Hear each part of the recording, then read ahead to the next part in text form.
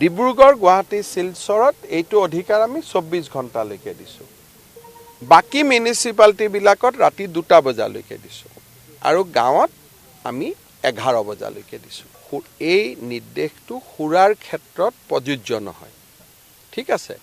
কিন্তু গুৱাহাটীত ৰেষ্ট্ৰ বাৰখিনি এটা ডিমাণ্ড কৰি আছে যে আমাৰ 12টা বজাত দোকানখন আমি বন্ধ কৰিব লাগে, কিন্তু 12:30 বাজিলে আহি আমাৰ ওপৰত অত্যাচাৰ পুলিচ বা এক্সাইজে অত্যাচাৰ আৰম্ভ কৰে।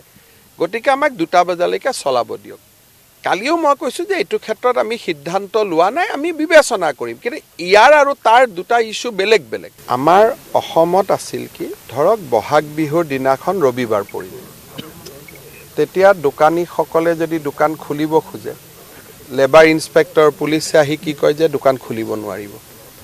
ধৰক দুৰ্গা পূজাৰ দিনাখন আগদিনাখন পঞ্চমীৰ দিনাখন ৰবিবাৰ হ'ল, দোকানীয়ে দোকান খুলিব, কিন্তু দোকানীক দোকান খুলিব পুলিচে নিদিব। দোকান বন্ধ কৰিব লাগে 10টাত, কিন্তু এজন দোকানীয়ে 10:30টালৈকে খুলি ৰাখিলে, দোকানীটোক আহি পিটিব আৰম্ভ কৰে।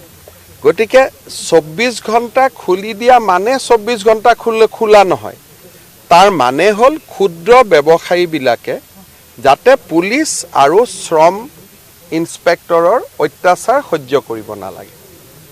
ইয়াতে কোনেও এটা ডিব্ৰুগড়ত মই খোল বুলি ক'লে 24 ঘণ্টা কোনোবাই দোকান খুলিব নেকি? কিন্তু মিনিং এইটো যে 1 ঘণ্টা যে অতিৰিক্তকৈ খোলে বা সপ্তাহত এদিনো বন্ধ নাই বুলি কোৱাৰ লগে লগে, আজি যদি কোনোবা এখন ধৰি ল'লেও ভাল ভ্ৰাম্যমান নাট্য, ইয়াত এটা পাৰ্টি আহিলে কহিনুৰ থিয়েটাৰ, ৰাতি 2টালৈকে চলিব। দোকানীজনে বিচাৰে যে মই ৰাতি 2টালৈকে দোকান খুলি ৰাখিব খোজোঁ, এতিয়া ৰাতিলৈকে দোকান খোলা ৰাখিব পাৰিব। গতিকে ডিব্ৰুগড় গুৱাহাটী শিলচৰত আমি কৈছোঁ যে আপোনালোকে 24 ঘণ্টা দোকান খোলা ৰাখক, কিন্তু তাৰ উদ্দেশ্য এইটো নহয় যে সকলোৱে দোকান খোলা ৰাখিব।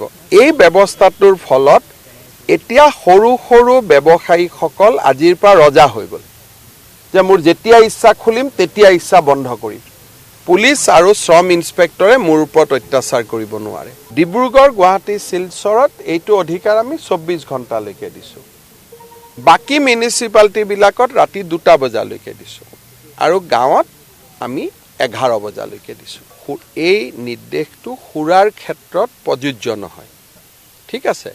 কিন্তু গুৱাহাটীত ৰেষ্ট্ৰ বাৰখিনি এটা ডিমাণ্ড কৰি আছে যে আমাৰ 12টা বজাত দোকানখন আমি বন্ধ কৰিব লাগে, কিন্তু 12:30 বাজিলে আহি আমাৰ ওপৰত অত্যাচাৰ পুলিচ বা এক্সাইজে অত্যাচাৰ আৰম্ভ কৰে। গতিকে আমাক 2টা বজালৈকে চলাব দিয়ক। কালিও মই কৈছোঁ যে এইটো ক্ষেত্ৰত আমি সিদ্ধান্ত লোৱা নাই, আমি বিবেচনা কৰিম, কিন্তু ইয়াৰ আৰু তাৰ 2টা ইস্যু বেলেগ বেলেগ।